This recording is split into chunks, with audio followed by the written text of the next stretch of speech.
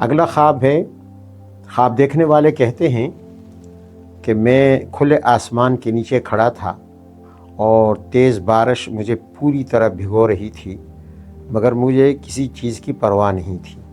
دیکھیے قرآن عظیم میں اللہ تعالیٰ نے بارش کے لیے غیث کا لفظ استعمال کیا ہے، اور سورہ شورى میں فرمایا هو الذی ينزل الغیث من بعد ما قنطوا، اللہ ہی وہ ذات ہے کہ نا امید ہونے کے بعد، بندوں کے نا امید ہونے کے بعد، ان کی مایوسی کے بعد اللہ تعالیٰ آسمان سے بارش نازل فرما دیتا ہے، وینشر رحمتہ، اور اپنی رحمت زمین پر پھیلا دیتا ہے۔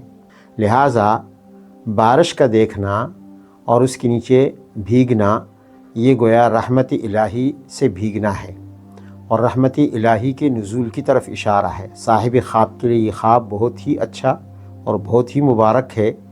اللہ تعالیٰ کی طرف سے انشاءاللہ اس کے ساتھ رحم و کرم کا اور فضل کا معاملہ ہوگا۔